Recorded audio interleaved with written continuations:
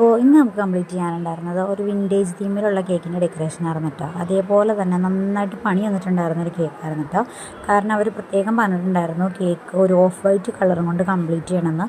പക്ഷേ ഞാൻ ആ സമയത്ത് മറന്നു ഈ ഫുള്ള് വൈറ്റ് ക്രീമും കൊണ്ട് കോട്ട് ചെയ്തതിന് ശേഷമാണ് എനിക്ക് ഓർമ്മ വന്നത്. പിന്നെ പയ്യെ പാലറ്റ് നൈഫും കൊണ്ട് ജസ്റ്റ് റിമൂവ് ചെയ്ത് കളയുമ്പോൾ ഒട്ടും ക്രീം നമ്മോട് സഹകരിക്കേണ്ടായിരുന്നില്ല കേട്ടോ. ആ റെഡ് വെൽവെറ്റ് കേക്കിൻ്റെ ക്രംസ് ഉൾപ്പെടെ ആ കേക്കിൻ്റെ പോർഷനൊക്കെ കുറേയൊക്കെ ഇങ്ങോട്ട് നൈഫിലായിട്ട് പോരുന്നുണ്ടായിരുന്നു കേട്ടോ. പിന്നെ ഞാൻ കുറേയൊക്കെ എങ്ങനെയൊക്കെയോ അഡ്ജസ്റ്റ് ചെയ്തു.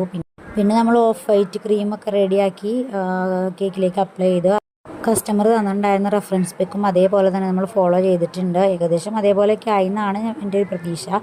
പിന്നെ നമ്മുടെ കേക്ക് ഒരു ചെറിയ കേക്കായിരുന്നു. അപ്പോൾ അതിന് പറ്റിയ റിബൺ എനിക്ക് റെഡിയായി കിട്ടിയില്ല. പിന്നെ ഒരുപാട് അന്വേഷിച്ച് നടക്കാനുള്ള ടൈമും നമുക്ക് ഉണ്ടായിരുന്നില്ല. പിന്നെ കിട്ടിയ റിബൺ വെച്ച് അഡ്ജസ്റ്റ് ചെയ്തു. എൻ്റെ അടുത്ത് ഈ ഒരു കളർ ഉണ്ടായിരുന്നില്ല, വേറെ കുറച്ച് കളറാണ് ഉണ്ടായിരുന്നത്. അപ്പോൾ അവർക്ക് അത് തന്നെ വേണമായിരുന്നു.